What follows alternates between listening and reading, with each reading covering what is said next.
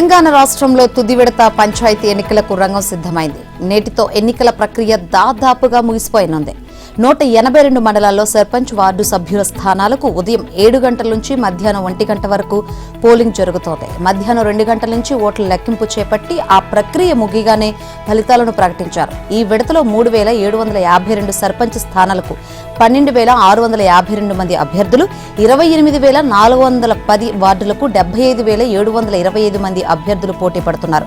మొత్తం 36,483 polling station పరిధిలో 53,6,401 మంది ఓటర్లు ఓటు హక్కు వినియోగించుకోనున్నారు. ఉదయమే పోలింగ్ ప్రారంభమవుతుండటంతో రాష్ట్ర ఎన్నికల సంఘం మంగళవారం సాయంత్రానికి ఏర్పాట్లన్నీ పూర్తి చేసింది.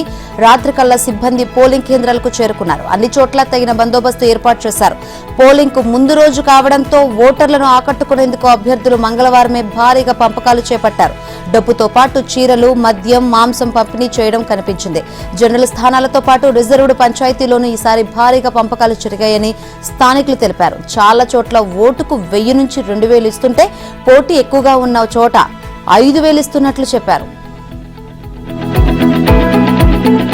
ట్రైనీ కానిస్టేబుల్ స్టైఫండ్ ను 4,500 నుంచి 12,500కు పెంచుతున్నట్లు సీఎం చంద్రబాబు ప్రకటించారు. కొత్త కానిస్టేబుల్స్ కు అభినందనలు తెలిపారు. క్రియాశీలకంగా వ్యవహరిస్తూ శాంతి భద్రతలను కాపాడాలని దిశానిర్దేశం చేశారు. మంగళగిరిలోని ఏపీఎస్పీ బెటాలియన్లో జరిగిన కానిస్టేబుళ్లకు నియామక పత్రాలు అందజేసే కార్యక్రమంలో ముఖ్యమంత్రి మాట్లాడారు. మీకు ఉద్యోగాలు ఇవ్వకుండా రాజకీయ ప్రత్యర్థులు హైకోర్టు నుంచి సుప్రీంకోర్టు వరకు 31 కేసులేశారు. అయినప్పటికీ రికార్డు సమయంలో పరీక్షలు నిర్వహించి 60 రోజుల్లో ఫలితాలు వెల్లడించి ఎక్కడా రూపాయి లంచానికి తావు లేకుండా, సిఫార్సులు లేకుండా 6,014 కానిస్టేబుల్ ఉద్యోగాలు ఇచ్చామన్నారు. 3,343 మంది సివిల్ కానిస్టేబుళ్లు, 2,414 ఏపీఎస్ఈపీ, 993 మంది మహిళా కానిస్టేబుళ్లు ఉన్నారని తెలిపారు. కూటమి మేనిఫెస్టోలో 20 లక్షల ఉద్యోగాలు ఇస్తామని చెప్పిన మాటకు కట్టుబడి ఉన్నామని సీఎం చంద్రబాబు తెలిపారు. మెగా డిఎస్సి ద్వారా 15,591 మందికి ఉద్యోగాలు ఇచ్చామని గుర్తు చేశారు. అన్ని శాఖల్లో 4,51,347 మందికి ఇప్పటికే ఇచ్చామన్నారు. ఇవి కాకుండా 197 పరిశ్రమల ఏర్పాటు ప్రతిపాదనలు, 8,55,170 కోట్ల పెట్టుబడులు. ఇవన్నీ పూర్తయితే కొత్తగా 8,23,922 మందికి ఉద్యోగాలు వస్తాయన్నారు సీఎం చంద్రబాబు. కూటమి ప్రభుత్వం ఒక రాష్ట్రం ఒకే రాజధానిని నమ్ముతూ అభివృద్ధి వికేంద్రీకరణకు పెద్దపీట వేస్తుందని రాష్ట్ర విద్యా, ఐటీ శాఖల మంత్రి లోకేష్ వెల్లడించారు. ఆ దిశగానే పరిపాలన సాగిస్తుందని వివరించారు. విజయనగరం జిల్లా భోగాపురం సమీపాన మాన్సస్ ట్రస్ట్ భూముల్లో ఏర్పాటు చేసే జిఎంఆర్ మాన్సస్ ఏవియేషన్ ఎడ్యుసిటీని ప్రపంచానికి ఆదర్శంగా ఉండేలా తీర్చిదిద్దుతామని ప్రకటించారు. ఎడ్యుసిటీకి భూములిచ్చిన మాన్సస్ ట్రస్ట్, జిఎంఆర్ గ్రూప్ మధ్య విశాఖపట్నం రాడిసన్ బ్లూ హోటల్లో జరిగిన అవగాహన ఒప్పంద కార్యక్రమానికి ముఖ్య అతిథిగా హాజరయ్యారు. విశాఖ జిల్లా భీమిలి మండలం అన్నవరం వద్ద 136.63 ఎకరాల్లో జిఎంఆర్ అభివృద్ధి చేసే ఎడ్యుసిటీకి మాన్సస్ ట్రస్ట్ 100 కోట్ల విలువ చేసే తన భూములను ఉచితంగా ఇచ్చిందని, ఇది పూసపాటి వంశీయుల ఉదారతకు నిదర్శనమని కొనియాడారు. ఇందుకు Goa governor Ashok Gajapathiraju, Vizianagaram TDP MLA Aditi గజపతిరాజులకు కృతజ్ఞతలు తెలియజేశారు. ఆంధ్రప్రదేశ్ అభివృద్ధికి యువ నాయకులంతా మిసైల్లా పనిచేస్తుంటే సీనియర్ నాయకులు జీపీఎస్లా మార్గదర్శకత్వం చేస్తున్నారని తెలిపారు. తెలంగాణలో విద్యారంగం అభివృద్ధికి తమ ప్రభుత్వం తీసుకుంటున్న చర్యలకు మద్దతుగా నిలవాలని కేంద్ర ఆర్థిక శాఖ మంత్రి నిర్మలా సీతారామన్ కు ముఖ్యమంత్రి రేవంత్ రెడ్డి విజ్ఞప్తి చేశారు. రాష్ట్రంలో విద్యారంగం సమగ్ర అభివృద్ధికి 30,000 కోట్లు వెచ్చిస్తున్నామని, ఈ నిధుల సమీకరణకు ప్రత్యేక ప్రయోజన సంస్థను ఏర్పాటు చేయదలిచామన్నారు. తద్వారా సేకరించే రుణాలకు ఎఫ్ఆర్బీఎం పరిమితి నుంచి మినహాయింపు ఇవ్వాలని కోరారు. విద్యారంగంపై తమ ప్రభుత్వం చేస్తున్న ఖర్చును మానవ వనరుల అభివృద్ధి కోసం పెడుతున్న పెట్టుబడిగా భావించాలన్నారు. రాష్ట్రంలో అత్యధిక సంఖ్యలో ఉన్న బీసీ, ఎస్సీ, ఎస్టీ, మైనార్టీ వర్గాల విద్యార్థులకు నాణ్యమైన విద్యను అందించేందుకు పలు చర్యలు తీసుకుంటున్నామని తెలిపారు. మంగళవారం పార్లమెంట్లో కేంద్ర మంత్రితో సీఎం రేవంత్ రెడ్డి భేటీ అయ్యారు. తెలంగాణ వ్యాప్తంగా 105 శాసనసభ నియోజకవర్గాల్లో నిర్మిస్తున్న యంగ్ ఇండియా ఇంటిగ్రేటెడ్ స్కూళ్ల ప్రాధాన్యాన్ని వివరించారు. మరోవైపు హైదరాబాద్ లో ఇండియన్ ఇన్స్టిట్యూట్ ఆఫ్ మేనేజ్మెంట్ మంజూరు చేయాలని కేంద్ర విద్యాశాఖ మంత్రి ధర్మేంద్ర ప్రధాన్ కు ముఖ్యమంత్రి రేవంత్ రెడ్డి విజ్ఞప్తి చేశారు. పార్లమెంట్ లో కేంద్ర మంత్రిని కలిసి technology, life sciences, aerospace, defence, logistic, advanced manufacturing రంగాల్లో ముందున్న హైదరాబాద్ లో ఐఐఎం ఏర్పాటు చేయాల్సిన అవసరాన్ని కేంద్ర మంత్రికి వివరించారు. ఇక తెలంగాణలో ప్రజాప్రభుత్వం పనితీరు అద్భుతంగా ఉందని కాంగ్రెస్ అగ్ర నాయకురాలు సోనియా గాంధీ ప్రశంసించారు. తెలంగాణ రైజింగ్ 2047 విజన్ బాగుందని కితాబిచ్చారు. ఇదే స్ఫూర్తితో ముందుకెళ్లాలని సీఎం రేవంత్ రెడ్డికి సూచించారు. న్యూఢిల్లీలో 10 జన్పథ్లో సోనియా గాంధీని ఆమె నివాసంలో సీఎం కలిశారు.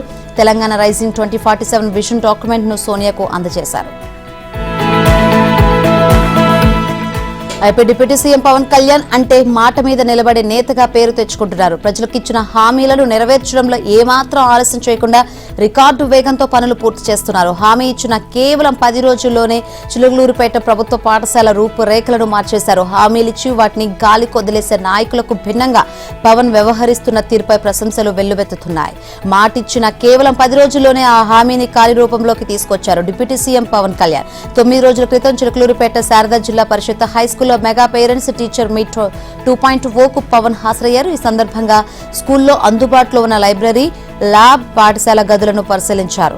పాఠశాలలో పుస్తకాలు అరకొరగా ఉండడాన్ని గమనించిన పవన్ కళ్యాణ్ ఆ రోజు జరిగిన సమావేశంలో లైబ్రరీ నిండుగా పుస్తకాలు, 25 కంప్యూటర్లతో ల్యాబ్ ఏర్పాటు చేయిస్తానని హామీ ఇచ్చారు. ఇచ్చిన హామీని నిలబెట్టుకుంటూ 9 రోజుల్లో కంప్యూటర్లతో అధునాతన స్కిల్ ల్యాబ్ ను ఏర్పాటు చేయించారు. లైబ్రరీని పుస్తకాలతో నింపేశారు. చిన్నారుల కోసం పెద్దబాల శిక్ష నుంచి కాశీ మజిలీ కథల వరకు విజ్ఞానాన్ని పెంపొందించే పుస్తకాలు, బహుభాష ప్రావీణ్యాన్ని పెంచే విధంగా స్పోకెన్ ఇంగ్లీష్, హిందీతో పాటు తమిళం, కన్నడ, ఒడియా తదితర భాషల పుస్తకాలు అందుబాటులో ఉంచారు.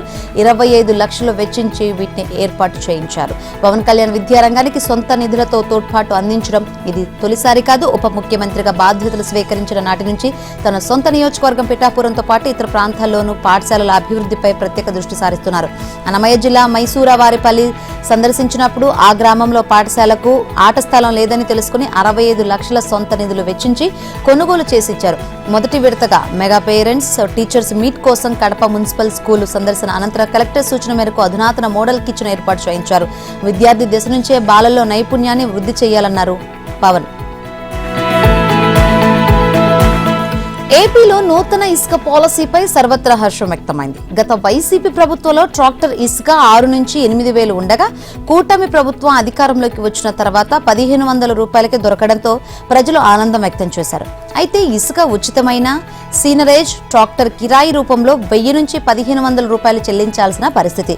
దీంతో పేదలకు పూర్తి స్థాయి ఇంటి నిర్మాణానికి అధిక మొత్తంలో ఖర్చు అవుతుంది. పేదలకు ఇది ఒక విధంగా భారంగానే మారుతుందని కొంతమంది ఆవేదన వ్యక్తం చేస్తున్నారు. విజయవాడ తూర్పు ఎమ్మెల్యే గద్దె రామ్మోహన్ ఇంటింటి పర్యటన సమయంలో ఇసుక కొనుగోలు విషయంపై పేదలు వివరించారు. దీంతో సీఎం చంద్రబాబు చెప్పిన విధంగా ఉచిత ఇసుకను పేదలకు అందించాలని ఎమ్మెల్యే నిర్ణయించుకున్నారు. సీనరేజ్ ట్రాక్టర్ కిరాయి ఖర్చుల భారం పేదలపై పడకుండా తానే భరిస్తానని ఎమ్మెల్యే గద్దె రామ్మోహన్ అన్నారు. ఇందుకోసం తన కార్యాలయంలో ఒక విభాగం ఏర్పాటు చేసి సిబ్బందిని నియమించారు. విజయవాడ తూర్పు నియోజకవర్గంలో ఉండే తెల్ల రేషన్ కార్డుదారులు ఎలాంటి నిర్మాణాలు చేపట్టినా ఇసుకను పూర్తిగా ఉచితంగా పంపిణీ చేస్తున్నారు. ఎమ్మెల్యే గద్దె రామ్మోహన్ తీసుకున్న ఈ నిర్ణయంతో పేదలు హర్షం వ్యక్తం చేస్తున్నారు. కూటమి ప్రభుత్వం అధికారంలోకి వచ్చిన తర్వాత ఇసుక చాలా తక్కువ ధరకు దొరుకుతుంది. అయితే ఎమ్మెల్యే గద్దె రామ్మోహన్ సాయంతో అసలు పైసా చెల్లించకుండా ట్రాక్టర్లలో ఇసుక నేరుగా తమ ఇంటికే చేరుతుందని లబ్ధిదారులు ఆనందం వ్యక్తం చేస్తున్నారు. ఏడాది కాలంగా ఇదంతా జరుగుతున్నా ఎక్కడా ప్రచార ఆర్భాటం లేకుండా సాయం అందించడం విశేషం. అయితే సీనరేజ్ ట్రాక్టర్ రవాణా ఖర్చు సొంతంగా భరించి పూర్తిగా ఉచితం ద్వారా పేదలకు న్యాయం చేయాలని సంకల్పించి చేస్తున్నట్లు గద్దె రామ్మోహన్ తెలిపారు. ఏపీలో కూటమి ప్రభుత్వం వచ్చిన తర్వాత ప్రత్యేకంగా ఓ కమిటీని వేసి ఉచిత ఇసుక విధానంపై ప్రణాళికలు రూపొందించారు. సీఎం చంద్రబాబు చెప్పిన విధంగా ఇసుకను పూర్తిగా ఉచితంగా అందిస్తూ ఎమ్మెల్యే గద్దె రామ్మోహన్ అందరికీ ఆదర్శంగా నిలుస్తున్నారు. మాజీ ముఖ్యమంత్రి వైఎస్ జగన్మోహన్ రెడ్డి సతీమణి భారతీ డైరెక్టర్గా ఉన్న భారతీ సిమెంట్స్ కు గనుల శాఖ నోటీసులు జారీ చేసింది. ఆ సంస్థకు కడప జిల్లా ఎర్రగుంట్ల, కమలాపురం మండలాల్లో చట్టవిరుద్ధంగా కేటాయించిన సున్నపురాయి భూముల మైనింగ్ లీజులను ఎందుకు రద్దు చేయకూడదో వివరణ ఇవ్వాలని నోటీసులో పేర్కొంది. భారతీ సిమెంట్స్ కంపెనీ ప్రధాన కార్యాలయానికి పోస్టు ద్వారా నోటీసులు పంపించింది. నోటీసులు అందిన 15 రోజుల్లోగా లిఖితపూర్వక సమాధానం ఇవ్వాలని ఆదేశించింది. అలాగే అదానీ నియంత్రణలో ఉన్న అసోసియేటెడ్ సిమెంట్ కంపెనీస్ కు, రామ్కో సిమెంట్స్ కు కూడా నోటీసులు వెళ్లాయి. 2023-2024లలో అప్పటి జగన్ సర్కార్ ఈ 3 కంపెనీలకు వేర్వేరుగా సున్నపురాయి నిల్వలున్న భూములను కేంద్ర గనులు ఖనిజాల చట్టం 1957 నిబంధనలు మార్గదర్శకాలకు విరుద్ధంగా వేలంలో కాకుండా లీజులు కేటాయిస్తూ ఉత్తర్వులు ఇచ్చింది. ఇందులో భారతీయ సిమెంట్స్ కి ఇచ్చిన లీజును MMDR యాక్ట్ను ఉల్లంఘించడమే కాదు 2023 సెప్టెంబర్లో రాష్ట్ర హైకోర్టు ఇచ్చిన ఆదేశాలను ఉల్లంఘించి న్యాయ సలహా పేరిట భారీ డ్రామా నడిపి లీజులను నిర్ధారిస్తూ కాలపరిమితిని 50 ఏళ్లుగా ప్రకటించారు. ఈ 3 లీజులపై 2024లోనే కేంద్రానికి ఫిర్యాదులు వెళ్లగా విచారణ జరపాలని రాష్ట్రాన్ని ఆదేశించింది. దీనిపై ఈ ఏడాది జూన్ 10న భారతీకి భూహారతి పేరిట ఆంధ్రజ్యోతి వార్తను ప్రచురించింది. అయితే రాష్ట్ర సర్కారు నింపాదిగా ఇప్పుడు ఆ కంపెనీలకు నోటీసులు ఇచ్చింది. తిరుమల శ్రీ వెంకటేశ్వరుడి పరకామణిలో చోరీలను సాధారణ దొంగతనాలుగా చూడడానికి వీల్లేదని హైకోర్టు తేల్చెప్పింది. కానుకల లెక్కింపునకు అవుట్ సోర్సింగ్ ఉద్యోగులను వినియోగించడానికి వీల్లేదని స్పష్టం చేసింది. స్వామిపై ఉన్న భక్తితో కానుకలు ఇస్తారని, ఆ సొమ్ము చోరీకి గురైతే ప్రపంచవ్యాప్తంగా కోట్లాది మంది భక్తుల మనోభావాలు దెబ్బతింటాయని పేర్కొంది. చోరీ ఘటనలు పునరావృతమవుతున్న కానుకలు లెక్కించేందుకు అదే పాత విధానాన్ని టీటీడీ అనుసరించడాన్ని తప్పుపట్టింది. ఈ విధానాన్ని ఆధునీకరించాల్సిన అవసరం ఉందని, ప్రస్తుత విధానంలో మానవ ప్రమేయం అధికంగా ఉందని, దానిని తగ్గించాలని సూచించింది. కానుకల లెక్కింపునకు యంత్రాలు, కృత్రిమ మేధ సాంకేతిక పరిజ్ఞానాన్ని వినియోగించే అంశాన్ని పరిశీలించాలని టీటీడీకి సూచించింది. దొంగతనాలు అరికట్టేందుకు ప్రస్తుతం ఉన్న భద్రతా వ్యవస్థను మరింత మెరుగుపరచాలని, లెక్కింపు ప్రక్రియను పర్యవేక్షించే CCTVలకు AIని జోడించాలని సలహా ఇచ్చింది. దేవస్థానంలో కానుకలు సమర్పించేందుకు ప్రస్తుతం ఉన్న విధానాన్ని కొనసాగించాలని, ఆగమ శాస్త్రానికి లోబడి వ్యవహరించాలని స్పష్టం చేసింది. అయితే హుండీ ప్యాకింగ్, పరకామణికి తరలింపు, కానుకలను వేరు చేయడం, వాటి లెక్కింపు విధానాన్ని సాధ్యమైనంత వరకు యాంత్రీకరించాలని టీటీడీకి సూచించింది. మావోయిస్టు పార్టీ తెలంగాణ రాష్ట్ర కమిటీ కార్యదర్శి బడే చొక్కారావు అలియాస్ దామోదర్తో పాటు అతడి అనుచరులను పోలీసులు అరెస్ట్ చేసినట్లు సమాచారం. కొమరంభీం ఆసిఫాబాద్ జిల్లా సిర్పూర్ మండలంలోని పెదదోబా అటవీ ప్రాంతంలో సోమవారం రాత్రి 16 మంది మావోయిస్టులను పోలీసులు అదుపులోకి తీసుకున్నారు. ఓ ఇంట్లో మావోయిస్టులు తలదాచుకున్నారన్న సమాచారం మేరకు ఆసిఫాబాద్ ASP చిత్తరంజన ఆధ్వర్యంలో ప్రత్యేక పోలీసు బలగాలు కూంబింగ్ నిర్వహించాయి. ఎదురు కాల్పులకు తావు లేకుండానే వారందరినీ అదుపులోకి తీసుకున్నాయి. పట్టుబడిన వారిలో 9 మంది మహిళలు, 7 పురుషులు ఉన్నారు. వీరందరూ ఛత్తీస్గఢ్కు చెందిన వారని పోలీసులు చెబుతున్న మావోయిస్టు పార్టీ కీలక నేత బడే చొక్కారావు సైతం వారిలో ఉన్నట్లు తెలుస్తోంది. అదుపులోకి తీసుకున్న మావోయిస్టులను హైదరాబాద్లోని DGP కార్యాలయానికి తరలించినట్లు సమాచారం. ఇస్రో మరో వాణిజ్య ప్రయోగానికి సన్నద్ధమవుతుంది. అమెరికాకు చెందిన 6500 కిలోల బరువైన బ్లూబర్డ్ కమ్యూనికేషన్ ఉపగ్రహాన్ని ఈ నెల 24న రోదసీలోకి పంపే ఏర్పాట్లు చేస్తోంది. ఇస్రోకు చెందిన అత్యంత శక్తివంతమైన LVM-3 M6 రాకెట్ ద్వారా ఈ ఉపగ్రహాన్ని కక్షలోకి చేర్చనుంది. వాణిజ్యపరంగా ఇస్రో ప్రయోగిస్తున్న అత్యంత భారీ ఉపగ్రహాల్లో ఇది ఒకటి. ఇప్పటికే ఈ ప్రయోగానికి సంబంధించిన పనులు షార్లోని 2వ వెహికల్ అసెంబ్లీ బిల్డింగ్ లో శరవేగంగా జరుగుతున్నాయి. సోమవారం శాటిలైట్ ప్రిపరేషన్ బిల్డింగ్ లో రాకెట్ శిఖర భాగాన బ్లూబర్డ్ ఉపగ్రహాన్ని అమర్చారు. అనంతరం ఉపగ్రహం చుట్టూ ఉష్ట కవచం అమర్చే ప్రక్రియను పూర్తి చేసి రాకెట్ ను వ్యాబ్ కు తరలించారు. ఇస్రో వర్గాల సమాచారం మేరకు ఈ నెల 24న ఉదయం 8:10 షార్లోని 2వ ప్రయోగ వేదిక నుంచి LVM-3 M6 రాకెట్ నింగిలోకి ఎగరనుంది. అమెరికాకు చెందిన AST స్పేస్ మొబైల్ సంస్థ ఈ ఉపగ్రహాన్ని అభివృద్ధి చేసింది. సమాచార రంగానికి చెందిన ఈ ఉపగ్రహాన్ని తొలుత ఈ నెల 21న ప్రయోగించాలని భావించినప్పటికీ అనివార్య కారణాలతో వాయిదా వేశారు. GHMC ప్రత్యేక కౌన్సిల్ సమావేశం రసాభాసను తలపించింది. వార్డుల డీలిమిటేషన్ ప్రిలిమినరీ నోటిఫికేషన్ను సభలో ప్రవేశపెట్టడంతో దీనిపై తమ అభ్యంతరాలు, సలహాలను కార్పొరేటర్లతో పాటు ఎక్స్ అఫీషియో సభ్యులు వెల్లడించారు. వార్డుల విభజన హద్దుల మ్యాప్ ఇవ్వట్లేదని కార్పొరేటర్లు ఆరోపించారు. ఏ ప్రాతిపదికన వార్డుల విభజన చేశారో తెలియట్లేదని ఆగ్రహం వ్యక్తం చేశారు. MIM ఒత్తిడితో వారికి అనుకూలంగా దారుసలాంలో వార్డుల విభజన చేశారంటూ బీజేపీ కార్పొరేటర్లు ఆగ్రహం వ్యక్తం చేశారు. దీనికి సంబంధించి గెజిట్ పేపర్లను చింపి కౌన్సిల్ హాల్లో విసరడంతో కౌన్సిల్ సమావేశం గందరగోళంగా మారింది. GHMC ప్రధాన కార్యాలయం వద్ద బీజేపీ కార్పొరేటర్లు నిరసన చేపట్టారు. డివిజన్ చోరీ జరిగిందంటూ ఆందోళన నిర్వహించారు. అరుపులు, కేకలు, నినాదాలతో చేపట్టిన బీజేపీ కార్పొరేటర్లను మేయర్ విజయలక్ష్మి ఎంత సముదాయించినా వారు శాంతించలేదు. ఈ నేపథ్యంలో సభ్యుల సూచనలు, సలహాలు పరిగణలోకి తీసుకుని ప్రభుత్వానికి పంపాలని కమిషనర్ను మేయర్ విజయలక్ష్మి ఆదేశించారు. ఇదిలా ఉంటే 2 ఏళ్లుగా తన నియోజకవర్గ పరిధిలో ఎటువంటి అభివృద్ధి చేయడం లేదని Medchal MLA GHMC ex officio సభ్యుడు మల్లారెడ్డి ఆవేదన వ్యక్తం చేశారు. ఒక్కోసారి తాను రాజీనామా చేయాలని కూడా అనిపిస్తుందన్నారు. డీలిమిటేషన్ అంశంపై ఎమ్మెల్యేలు దారం నాగేందర్, తలసాని శ్రీనివాస్ యాదవ్, ఎమ్మెల్సీ బల్మూరి వెంకట్తో పాటు కార్పొరేటర్లు మాట్లాడారు. మొత్తానికి జీహెచ్ఎంసీ సమావేశం ఉద్రిక్తతకు దారితీసింది. బీజేపీ, ఎంఐఎం కార్పొరేటర్ల మధ్య జరిగిన వాగ్వాదంతో భారీగా పోలీసులు మోహరించాల్సి వచ్చింది.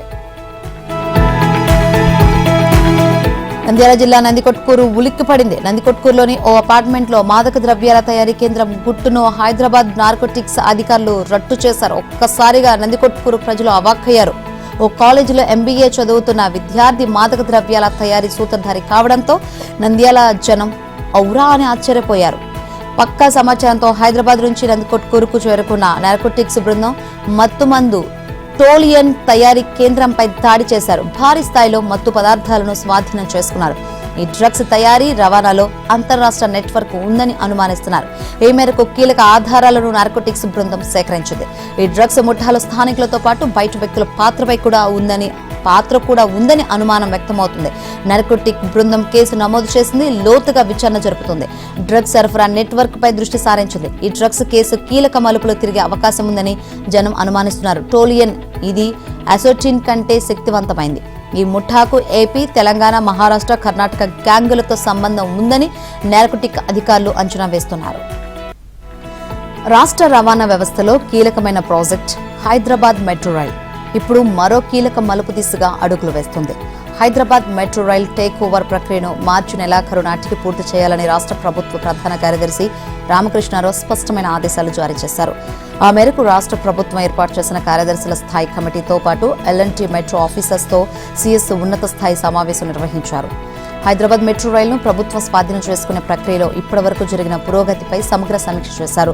ప్రభుత్వం, ఎల్ఎన్టీ మధ్య కుదిరిన ఒప్పందం ప్రకారం మెట్రో బదలాయింపు ప్రక్రియ సజావుగా, వేగవంతంగా పూర్తి కావాలని ప్రధాన కార్యదర్శి స్పష్టం చేశారు. ముఖ్యంగా ఇదివరకు జరిగిన ఒప్పందాలకు ఎటువంటి ఆటంకం లేకుండా, న్యాయపరమైన సమస్యలు తలెత్తకుండా ఈ టేక్ ఓవర్ ప్రక్రియను చేపట్టాలని సంబంధిత అధికారులను ఆదేశించారు.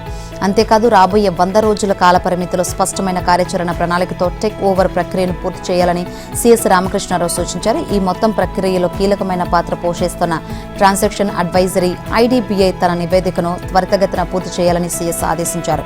అదే సమయంలో మెట్రో టేక్ ఓవర్ ప్రక్రియకు సంబంధించి ఎల్ఎన్టీ కూడా పూర్తి సహకారం అందించాలన్నారు. టేక్ ఓవర్ పూర్తయిన అనంతరం మెట్రో నిర్వహణ, ఆపరేషన్స్, మెయింటెనెన్స్ కు సంబంధించి కొత్త ప్రతిపాదనలు రూపొందించాలని Hyderabad metro rail limited MD Sarfaraz Ahmed కు సీఎస్ సూచించారు. మొత్తానికి హైదరాబాద్ మెట్రో రైల్ ప్రభుత్వ ఆధీనంలోకి వచ్చే దిశగా సర్కార్ స్పీడ్ పెంచింది. మార్చి నాటికి టేక్ ఓవర్ పూర్తి చేస్తామన్న ప్రభుత్వ లక్ష్యంతో రాబోయే రోజుల్లో మెట్రో వ్యవస్థలో కీలక మార్పులు చోటు చేసుకునే అవకాశం ఉంది. జారీ చేసింది. 4,000 కోట్ల ఐడీపీఎల్ భూములు కృష్ణార్పణం శీర్షికతో ఈ నెల 11 ఆంధ్రజ్యోతిలో కథనంతో అధికారుల్లో స్పందన మొదలైంది. పరిశ్రమ భూములను బడా రియల్టర్ల చేతిలో పెట్టారని, 100 కోట్ల దందా జరిగిందని, బాలానగర్ పరిధిలో సర్వే నెంబర్లు మార్చి అక్రమంగా హెచ్ఎండిఏ అనుమతులు తీసుకుని అపార్ట్మెంట్లు నిర్మిస్తున్నారని వెలుగులోకి తెచ్చింది. దీనిపై స్పందించిన ప్రభుత్వం ఐడీపీఎల్కు కేటాయించిన మొత్తం 902 ఎకరాల భూములను నిషేధిత జాబితాలు పెట్టాలని మేడ్చల్ కలెక్టర్ను ఆదేశించింది. ఆక్రమణలపై కలెక్టర్ ద్వారా ప్రాథమిక నివేదిక తెప్పించుకున్న ప్రభుత్వం తాజాగా విజిలెన్స్ విచారణ చేపట్టాలని నిర్ణయించింది.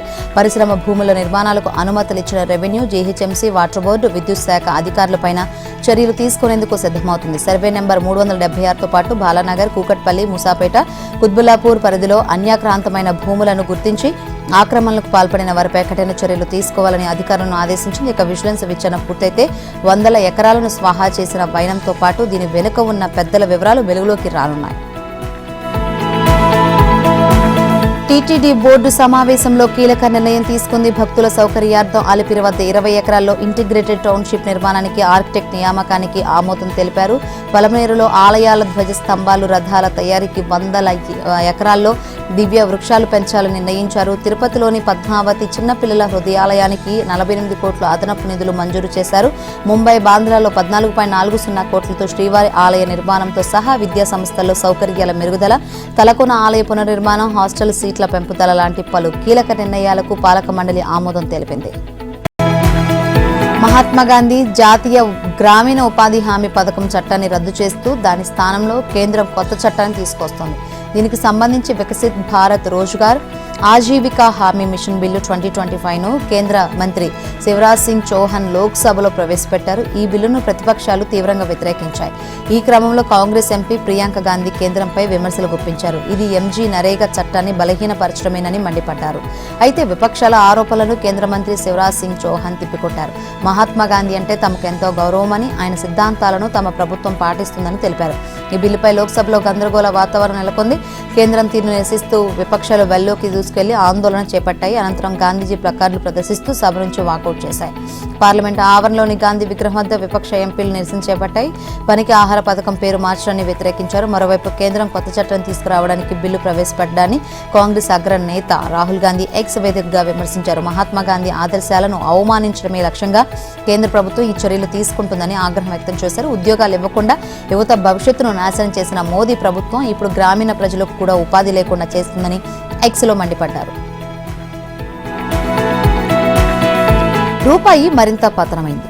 డాలర్కు రూపాయి విలువ 91.07 చేరింది. భారత్కు అమెరికా సంబంధాలు ఈ మధ్య ఇంతకు ముందులా లేవు. పిచ్చోడి చేతిలో రాయిలా ట్రంప్ ఎడాపెడా సుంకాలు బాదుతున్నారు. ఇటు భారత్ కూడా అమెరికాతో ఆచితూచి వ్యవహరిస్తుంది. అమెరికాకు కౌంటర్గా రష్యా సహా ఇతర దేశాలతో సంబంధాలను మెరుగుపరుచుకున్న ఆర్థిక వ్యవస్థ ఇంకా కుదురుకోలేదు. ట్రంప్ సుంకాలతో భారత ఆర్థిక లోటు పెరిగింది. జీడీపీ వృద్ధి బేసిస్ పాయింట్లు పడిపోయాయి. ఇది విదేశీ మారకంపై ప్రభావం చూపింది. రూపాయిపై ఒత్తిడి పెరిగింది. విదేశీ పెట్టుబడిదారులు కూడా వెంటనే అప్రమత్తమయ్యారు. భారత్ ఆస్తులను విక్రయించారు. దీంతో డాలర్కు డిమాండ్ పెరిగి రూపాయి విలువ పడిపోయింది. అటు డాలర్లను చమురు, బంగారు కంపెనీలు కొనుగోలు చేస్తున్నాయి. దిగుమతిదారులు కూడా డాలర్లను దాచుకుంటున్నారు. భారత్ అమెరికా వాణిజ్య ఒప్పందం ఇంకా కాలేదు. ఆర్బీఐ కూడా జోక్యం చేసుకోవడం లేదు. 1947లో డాలర్కు రూపాయి మారకంగా విలువ 3.30గా ఉంది. 2010లో 46.02గా ఉంది. 2014లో డాలర్కు రూపాయి మారకం విలువ 69.95, 2020లో 74.31, ఇప్పుడు 91.07కు చేరుకుంది. భారత్కు దిగుమతులు మరింత ప్రియమవుతున్నాయి. విదేశీ ప్రయాణాలు, చదువుల ఖరీదు పెరుగుతుంది. అమెరికాలోని భారత విద్యార్థుల జీవనం మరింత భారం అవుతుంది. రూపాయి పతనం ఇలాగే కొనసాగితే దేశంలోని మధ్యతరగతి ప్రజలపై భారం పడుతోంది. పెట్రోల్ ధరలు పెరిగే ప్రమాదం ఉంది. ఇదే జరిగితే రవాణా ఖర్చులు పెరుగుతాయి. తద్వారా నిత్యావసర ధరలు కూడా పెరుగుతున్నాయి. సర్కార్పై విమర్శలు వర్షం కురిపించింది. మెస్సీ ఈవెంట్ అటర్ ఫ్లాప్ కావడంతో ప్రేక్షకులకు మమతా బెనర్జీ బహిరంగంగా క్షమాపణలు చెప్పారు. ఈ ఘటనపై ఆమె ప్రత్యేక విచారణకు ఆదేశించారు. అందరూ ఊహించిందే జరిగింది. Indian premier league IPL 2026 mini వేలంలో ఆస్ట్రేలియా స్టార్ ఆల్రౌండర్ క్యామరూన్ గ్రీన్కు చాక్పాట్ తగిలింది. కోల్కతా నైట్ రైడర్స్ అతడిని 25.20 కోట్లు వెచ్చించు కొనుగోలు చేసింది. దాంతో అత్యధిక ధర పలికిన విదేశీ ఆటగాడిగా గ్రీన్ రికార్డు నెలకొల్పాడు. గ్రీన్ బేస్ ప్రైస్ 2 కోట్లు కాగా అతడి కోసం కేకేఆర్ సహా Rajasthan Royals, Chennai Super Kings పోటీ పడ్డాయి. చివరకు అత్యధిక ధరకు కేకేఆర్ సొంతం చేసుకుంది. సెట్ 1 బ్యాటర్లలో క్యామరూన్ గ్రీన్ వేలానికి రాగా ముందుగా ముంబై ఇండియన్స్ బీట్ వేసింది. ముంబైతో రాజస్థాన్ రాయల్స్ పోటీ పడింది. 2.80 కోట్ల వద్ద కోల్కతా నైట్ రైడర్స్ ఎంట్రీ ఇచ్చింది. దాంతో ముంబై వేల నుంచి తప్పుకుంది. గ్రీన్ కోసం రాజస్థాన్, కోల్కతాలు పోటీ పడ్డాయి. 13.60 కోట్ల వద్ద రాజస్థాన్ వెనక తగ్గగా చెన్నై సూపర్ కింగ్స్ రేసులోకి వచ్చింది. చెన్నై, కోల్కతాలు నువ్వా నేనా అన్నట్లు గ్రీన్ కోసం పోటీ పడ్డాయి. దీంతో గ్రీన్ ధర 25.20కు పెరిగింది. చివరకు చెన్నై తప్పుకోవడంతో గ్రీన్ కోల్కతాకు సొంతమయ్యాడు.